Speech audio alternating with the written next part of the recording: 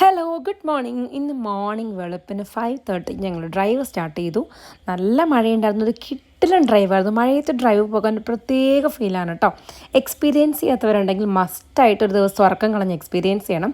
വെറുതെ ഡ്രൈവ് പോയതല്ല, നേരെ പോയത് വരാപ്പുഴ ചെട്ടിഭാഗം മാർക്കറ്റിലേക്ക്. നല്ല അടിപൊളി ഫിഷ് വാങ്ങിക്കളയാൻ ഓർത്തു.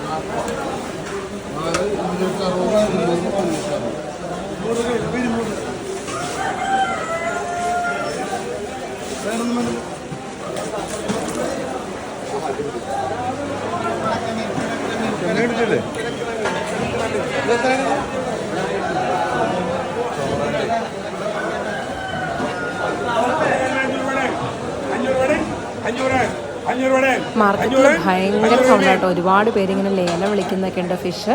ഈ മാർക്കറ്റിൽ പോവുകയാണെങ്കിൽ നമുക്ക് ഫിഷും ചിക്കനും പോർക്കും ഡക്കും അതുപോലെ പച്ചക്കറിയും ഉണക്കമീനും എല്ലാ സാധനവും വാങ്ങിയെടുക്കാൻ പറ്റും കേട്ടോ. ഒറ്റയടിക്ക് എല്ലാം വാങ്ങിയിട്ട് പോരാം. എൻ്റെ ബ്രദർ നാട്ടിൽ വന്നിട്ടുണ്ട്. അപ്പോൾ അവനൊരു അടിപൊളി സീ ഫുഡ് ലഞ്ച് കൊടുക്കാം. കൂടത്തിലൊന്ന് കറക്കി അവിടെയൊക്കെ കാണിക്കാം എന്ന് ഓർത്തിട്ടാണ് നമ്മളിന്ന് ഇത്രയും ദൂരം തന്നെ വന്നത്. ഇവിടെ വന്നപ്പോൾ ഒരുപാട് വെറൈറ്റി മീനുണ്ട്. അത് കൂടാതെ ജീവനുള്ള ഞണ്ടൊക്കെ ഉണ്ട് കേട്ടോ. എനിക്ക് സത്യം പറഞ്ഞ് ഇതിനെ കാണുമ്പോഴേ പേടിയാണ്. ഇതിൻ്റെ കയ്യിൽ നിന്നൊക്കെ ഒരു ഇറുക്ക് കിട്ടിയാൽ തീർന്നില്ലേ. 2 വലിയ ആ ഒരു ട്രേ നിറയെ ഈ ജീവനുള്ള ഞണ്ടിരിക്കുന്നുണ്ട്. ഞാൻ ഇതിനെ മേടിച്ചില്ല കേട്ടോ. ഞാനിതിൽ ഒരു പ്രാവശ്യം കുക്ക് ചെയ്ത് കഴിച്ചിട്ടുണ്ട്. പക്ഷേ അന്ന് രതീഷിൻ്റെ ഒരു ഫ്രണ്ട് ജിങ്കിൾ കൂടെ ഉണ്ടായിരുന്നു. പക്ഷേ അല്ലാതെ എനിക്കിതിൻ്റെ പേടിയാണ്. അപ്പോൾ ജിങ്കിൾ ഉണ്ടായിരുന്നപ്പോൾ ജിങ്കിൾ പറഞ്ഞു തരുന്നത് എങ്ങനെയാണ് ചെയ്യേണ്ടതെന്നൊക്കെ. ഞാൻ അല്ലെങ്കിൽ നോർമൽ ആ ചത്തിരിക്കണ ഞണ്ടിനെ കേട്ടോ മേടിക്കാറ്. പിന്നെ ഞാൻ അവിടെ നിന്ന് കുറേ ഫിഷൊക്കെ മേടിച്ചു. എല്ലാം നല്ല അടിപൊളി ഫിഷാണ്. ഞാൻ ചെറിയ മണ്ടത്തരവും കാണിച്ചു കേട്ടോ. എൻ്റെ അടുത്ത് ഒരു 360 രൂപയാണ് വലിയ ചെമ്മീൻ എന്ന് പറഞ്ഞു. കൊട്ട അങ്ങനെ എടുക്കണം എന്ന് പറഞ്ഞു. ഞാൻ വിചാരിച്ചു ഒരു ഫുൾ കൊട്ടയ്ക്ക് 360 ആണെന്ന്. എന്നിട്ട് ആ ചേട്ടന്മാർ കളിയാക്കി. അങ്ങനെയാണെങ്കിൽ കട കൂട്ടേണ്ടി വരുമല്ലോ മോളെ എന്ന് പറഞ്ഞു. ആക്ച്വലി 360 ആണ് പെർ kg. നമുക്ക് ഫുൾ കൊട്ട എടുക്കണം ഹോൾസെയിൽ എടുക്കുകയാണെങ്കിൽ. അങ്ങനെ എടുക്കാം. അല്ലെങ്കിൽ നമുക്ക് റീറ്റെയിലായിട്ട് മേടിക്കാനുള്ള സ്പേസ് ഉണ്ട് കേട്ടോ അവിടെ. അപ്പോൾ അവിടെ നിന്ന് ഫിഷൊക്കെ വാങ്ങി ഇറങ്ങി നേരെ നമ്മുടെ സ്ഥിരം ഉണക്കമീൻ ഷോപ്പിലേക്ക് പോയി. അവിടെ നിന്ന് നമ്മുടെ ചെമ്മീൻ നന്നാക്കി വെച്ച ഉണക്ക ചെമ്മീൻ കിട്ടും. അതൊരു പാക്കറ്റ് വാങ്ങി. കുറച്ച് അമ്മയ്ക്ക് പല്ലിമീൻ ഭയങ്കര ഇഷ്ടമാണ്. അതൊരു ഇത്തിരി വാങ്ങി. എനിക്കറിയാം ഉണക്കമീൻ അത്ര ഹെൽത്തി അല്ലാന്ന്, പക്ഷേ എൻ്റെ അമ്മയ്ക്ക് ഭയങ്കര ഇഷ്ടമാണ്. പിന്നെ അവിടെ നിന്ന് കുറച്ച് വെജിറ്റബിൾസും താറാമുട്ടയും കുറച്ച് കോഴിമുട്ടയൊക്കെ മേടിച്ച് നേരെ വണ്ടിയിൽ കയറി. ഇറങ്ങിയപ്പോഴും നല്ല മഴയായിരുന്നു കേട്ടോ. മഴ നിൽക്കാനുള്ള ഒരു ലക്ഷണം കാണുന്നില്ല. ഇന്ന് ഫുള്ള് മഴയാണ്. അപ്പം ചെറുതായിട്ട് വിശന്ന് തുടങ്ങി. വീട് വരെ പോകാനുള്ള ആ ഒരു കൺട്രോൾ കിട്ടുന്നുണ്ടായിരുന്നില്ല. വീട്ടിൽ നല്ല ഇഡ്ഡലിയും സാമ്പാറും ഒക്കെ ഉണ്ടാക്കി വെച്ചിട്ടുണ്ടായിരുന്നു അമ്മ. പക്ഷെ അവിടം വരെ എത്തണ്ടേ, ഒന്ന് പിടിച്ച് നിൽക്കാനായിട്ട്. കാരണം ഒരുപാട് നേരത്തെ എഴുന്നേറ്റുകൊണ്ടേ പെട്ടെന്ന് വിശപ്പ് തുടങ്ങി. അപ്പം ഞങ്ങൾ കുറച്ച് നേരം ഡ്രൈവൊക്കെ ആസ്വദിച്ചിട്ട് എവിടെ പോയി രാവിലെ ഭക്ഷണം കഴിക്കുമെന്ന് വിചാരിച്ചു. അങ്ങനെ ഞങ്ങൾ നോക്കി വെച്ചിരുന്നൊരു കടയുണ്ട്. പേരില്ലാത്ത കട എന്ന് പറഞ്ഞാൽ എടപ്പള്ളിയിൽ ഒരു കടയുണ്ട്. നമ്മുടെ ഫലൂഡ നേഷൻ്റെയൊക്കെ ഓപ്പോസിറ്റ് ആയിട്ടാണ് വരുന്നത്. എന്നാൽ അവിടെ തന്നെ പോയി കളയാമെന്ന് ഓർത്തു. അപ്പോൾ രാവിലെ അവിടെ ചെന്നു. നല്ല മഴയുണ്ട്. മഴയത്ത് നേരെ അകത്ത് വന്നു. അടിപൊളി പാട്ടൊക്കെ അവിടെ.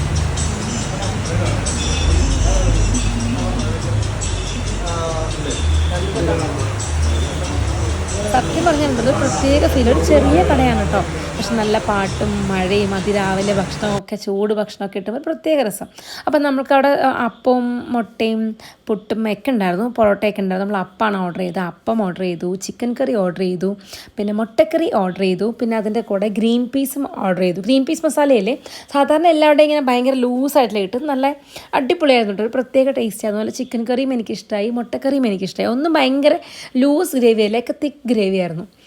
അതുപോലെ നല്ല ടേസ്റ്റും ഉണ്ടായിരുന്നു. എനിക്ക് അപ്പത്തിൻ്റെ കൂടെ ആ ഗ്രീൻ പീസ് ഇങ്ങനെ കൂട്ടി കഴിച്ചിട്ട് ഭയങ്കര ഇഷ്ടപ്പെട്ടു. പുറത്ത് മഴ, നല്ല ചൂടുള്ള ഭക്ഷണം, ചെറിയ ചായക്കടയിൽ നല്ല പാട്ടൊക്കെ കേട്ട് കഴിക്കാൻ ഒരു പ്രത്യേക ഫീലാണ്. ഇതും എക്സ്പീരിയൻസ് ചെയ്യാത്തവരുണ്ടെങ്കിൽ മസ്റ്റായിട്ട് എക്സ്പീരിയൻസ് ചെയ്യണം. നമ്മൾ ഈ ചിക്കൻ കറിയൊക്കെ കഴിച്ച് നമ്മുടെ ഇച്ചിരി എരിഞ്ഞൊക്കെ ഇരിക്കുമ്പോൾ നല്ല ചൂട് ചായ, അത് സമോവർ ചായ, നല്ല കടുപ്പത്തിൽ മധുരം കുറച്ചൊരു ചായ കിട്ടുമ്പോൾ കണ്ണിൽ ഇങ്ങനെ ചെറുതായിട്ട് വെള്ളം വരും. ആ ഒരു ഫീലുണ്ടല്ലോ, അത് പറഞ്ഞറിയിക്കാൻ പറ്റില്ല. അത് കിട്ടുന്ന ഫീലായിരുന്നു. ഞാൻ രാവിലെ തന്നെ ചിക്കൻ പ്രോട്ടീൻ ആണെന്നൊക്കെ പറഞ്ഞിട്ടാണോ കഴിച്ചത്. രതീഷ് രാവിലെ നോൺ വെജ് കഴിക്കില്ല. മീൻസ് ചിക്കൻ എഗ്ഗ് കഴിക്കും, ചിക്കനും ഫിഷൊന്നും കഴിക്കില്ല. പറയാൻ വിട്ടുപോയി, ഇവിടെ ഫിഷ് കറിയും കിട്ടും കേട്ടോ. ഫിഷ് കറി എനിക്ക് ട്രൈ ചെയ്യാൻ പറ്റിയില്ല. ഞാൻ കഴിച്ചുകൊണ്ടിരുന്നപ്പോൾ എൻ്റെ ഓപ്പോസിറ്റ് ഇരുന്ന ഒരു ചേട്ടൻ ഫിഷ് കറി മേടിച്ച് ട്രൈ ചെയ്യുന്നത് കണ്ടു. അത് കണ്ടപ്പോൾ ഞാൻ വിചാരിച്ചു ചേട്ടാ കുറച്ച് ടേസ്റ്റ് ചെയ്യാൻ തരുമെന്ന് ചോദിക്കണമെന്ന് വിചാരിച്ചാൽ. പിന്നെ വേണ്ടെന്ന് വെച്ചു. ദാ ഭക്ഷണം കഴിച്ചിറങ്ങിയപ്പോൾ വീണ്ടും മഴ ഇന്ന് നിൽക്കുന്ന ലക്ഷണമില്ല. ഇത്രയും ഭക്ഷണമൊക്കെ മേടിച്ച് കഴിച്ചിട്ടും ആകെ 350 രൂപയായിട്ട്. ഒരുപാട് കത്തിയൊന്നുമല്ല, നല്ല ചെറിയ വിലയ്ക്ക് നല്ല ഫുഡ് കിട്ടുന്ന സ്ഥലമാണ്. പേരില്ലാത്ത കട, ജനകീയ ഹോട്ടലിൻ്റെയൊക്കെ അടുത്ത എടപ്പള്ളിയിൽ നമ്മുടെ ഫലൂഡനേഷൻ്റെയൊക്കെ ഓപ്പോസിറ്റ് ആയിട്ടാണ് കേട്ടോ ഈ ഷോപ്പ് വരുന്നത്. പേരില്ലാത്ത കട എന്നാണ് ഇതിൻ്റെ പേര് ഇപ്പോൾ. അപ്പോൾ കുറച്ച് നേരം അവിടെ ഇരുന്നു, ആ മഴയൊക്കെ ഒന്ന് ആസ്വദിച്ചു, കുറച്ച് റീൽസൊക്കെ എടുത്തു ഇങ്ങനെ സ്ലോ മോഷനിലും മഴ പെയ്യുന്നതൊക്കെ ആയിട്ട്. ദെൻ പിന്നെ വീണ്ടും വണ്ടി എടുത്ത് ഡ്രൈവ് സ്റ്റാർട്ട് ചെയ്തു. എടപ്പള്ളി എത്തിയപ്പോൾ ഉണ്ടല്ലോ, വഞ്ചിയിലാണോ പോകുന്നതെന്ന് വരെ എനിക്ക് സംശയം. അത്ര വെള്ളമായിരുന്നു റോട്ടിൽ. ഇത്ര മോർണിംഗേ ഇത്ര വെള്ളമാണെങ്കിൽ ഇനി മഴ പെയ്യുന്നതോറും എന്തോരം വെള്ളമായിരിക്കും ഇവിടെ. അപ്പോൾ എടപ്പള്ളി ഭാഗത്തേക്ക് വരുന്നവർ മഴയുള്ള സമയത്ത് പ്രത്യേകിച്ച് ഒന്ന് ശ്രദ്ധിച്ചോളൂ കേട്ടോ. അങ്ങനെ സാധനങ്ങളൊക്കെ മേടിച്ച് ഞാൻ വീട്ടിൽ വന്ന വഴി ഞാൻ ഫിഷ് ക്ലീൻ ചെയ്യാനായിരുന്നു. ഈ മാർക്കറ്റിൽ നിന്ന് മേടിക്കുമ്പോൾ നമ്മൾ ക്ലീൻ ചെയ്തൊരു വലിയ പാടാണ് കേട്ടോ. പിന്നെ വേഗം ക്ലീൻ ചെയ്യുന്നു. വലിയ ചെമ്മീനായിരുന്നു അത്യാവശ്യം, പെട്ടെന്ന് ക്ലീൻ ചെയ്യാമായിരുന്നു. പിന്നെ കക്കയാണെങ്കിലും കുറച്ച് വലുതായിരുന്നു. എനിക്കൊരു കക്കയ്ക്കൊക്കെ ഒരു 160 ആ റേറ്റേ ഉള്ളൂ. ചാളയൊക്കെ ഉണ്ടല്ലോ, എനിക്കൊന്ന് 170ക്കാണ് എനിക്ക് ചാള കിട്ടിയത്. ഞാൻ പുറത്തുനിന്ന് കഴിഞ്ഞ ദിവസം വാങ്ങിയപ്പോൾ 260ക്കാണ് ഇവിടെ അടുത്തുനിന്ന് വാങ്ങിയത്. 170ക്കാണ് എനിക്ക് അവിടെ ചാള കിട്ടിയത്. പിന്നെ ഒരു മഞ്ഞ കട്ട്ള എന്നൊരു മീനുണ്ടായിരുന്നു, അത് കിട്ടി. അപ്പോൾ നല്ല മീനായിരുന്നു കേട്ടോ അത്. പിന്നെ നമ്മൾ നോർമൽ ചാള, അയില എല്ലാം മേടിച്ചു. ഞാൻ എല്ലാം കുറേശ്ശെ മേടിച്ചു. പാത്തുട്ടന് പ്രോൺസ് ഭയങ്കര ഇഷ്ടമാണ്, അപ്പോൾ അവൾക്ക് വേണ്ടി പ്രോൺസ് വാങ്ങി. വിഷ്ണുവിന് കക്ക ഭയങ്കര ഇഷ്ടമാണ്, അപ്പോൾ അവന് വേണ്ടി കക്ക വാങ്ങി. പിന്നെ ഈ മഞ്ഞ കട്ട്ള കണ്ടപ്പോൾ നല്ല ഭംഗി, നല്ല മീനാന്ന് പറഞ്ഞപ്പോൾ അതും എടുത്തു. അത് കുറച്ച് വറുത്തു, കുറച്ച് കറി വെച്ചു. അങ്ങനെ പെട്ടെന്ന് ലഞ്ചൊക്കെ തട്ടിക്കുട്ടി അവനെ വിളിച്ചിരുത്തി ഭക്ഷണം കഴിപ്പിക്കുക എന്നുള്ളതാണ് എൻ്റെ മെയിൻ ലക്ഷ്യം തന്നെ.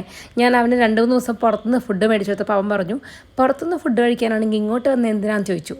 ഫുഡ് അഡിക്സായ എനിക്കത് മോശമല്ലേ. അപ്പോൾ ഞാൻ പറഞ്ഞു ഇന്ന് തന്നെ ഞാൻ ഫുഡ് കഴിപ്പിച്ച് കൊല്ലും എന്ന് പറഞ്ഞിട്ട് അവനെ പിടിച്ചിരുത്തി ലഞ്ച്. പക്ഷേ ലഞ്ചിൻ്റെ സമയം കുറച്ച് ലേറ്റായിട്ടോ, ഒരു 2:45 ആയി ലഞ്ച് കഴിച്ചപ്പോൾ. വീഡിയോ ഒക്കെ എടുത്തിട്ടാണല്ലോ കഴിക്കാൻ, അപ്പോൾ ലഞ്ച് കഴിച്ചപ്പോൾ 2:45 ആയി. അതിന് അവൻ എന്നോട് ക്ഷമിക്കായിരിക്കും. ഫുഡ് ബ്ലോഗറുടെ അനിയെന്ന് പറഞ്ഞാൽ അങ്ങനെ കുറച്ച് ലേറ്റായിട്ടേ ഭക്ഷണം കഴിക്കാൻ പാടുള്ളൂ. 12:30 ഭക്ഷണം കിട്ടില്ല. അപ്പം നമ്മുടെ ലഞ്ചൊക്കെ അതേ മേശപ്പുറത്ത് ഞാൻ സെറ്റ് ചെയ്ത് വെച്ചിട്ടുണ്ട്. ഒരുപാട് എനിക്കൊരു 10-12 കൂട്ടം കറികളൊക്കെ ഉണ്ടായിരുന്നു. അടിപൊളി ടേസ്റ്റ് ആയിരുന്നു. എല്ലാം വെറൈറ്റി ടേസ്റ്റ് ആയിരുന്നു. ശരിക്കും പറഞ്ഞാൽ ഇത്രയും കറി ഒരുമിച്ചുണ്ടെങ്കിൽ നമുക്ക് കഴിക്കാൻ ഭയങ്കര പാടായിരിക്കും കേട്ടോ. 1-2 കറിയാണെങ്കിലാണ് കൂടുതൽ നന്നായിട്ട് ഊണ് കഴിക്കാൻ പറ്റുക. പക്ഷേ അവൻ വന്നിട്ട് അവൻ എന്തെങ്കിലും സ്പെഷ്യലായിട്ടൊക്കെ കൊടുക്കണ്ടേ. അപ്പോൾ ഇതേ എൻ്റെ ലഞ്ച് ഇവിടെ സെറ്റായിട്ടിരിക്കുകയാണ്. എൻ്റെ ടേബിൾ കണ്ടാലേ അറിയാം, ഒരുപാട് ഐറ്റം ഉണ്ട്. ഇത് ഫൈനൽ ടച്ച്, നമ്മളൊരു പപ്പടവും കൂടെ വെച്ച് കൊടുത്തു. ഇനി ഇവൻ ഇതിലെവിടെ കൈയിട്ടുണ്ടെന്ന് എനിക്കറിഞ്ഞൂടാ.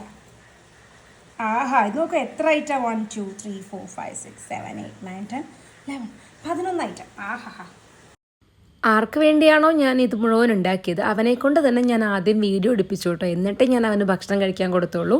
രതീഷേട്ടൻ അത്യാവശ്യമായിട്ട് പുറത്ത് കൊണ്ടു വന്നു, അപ്പോൾ ഞാൻ അവനെ കൊണ്ട് തന്നെ വീഡിയോ എടുപ്പിച്ച് അവനെ കൊണ്ട് തന്നെ കഴിപ്പിച്ചിട്ട് നല്ലതാണെന്ന് പറയിപ്പിച്ചു. അപ്പോൾ ബൈ.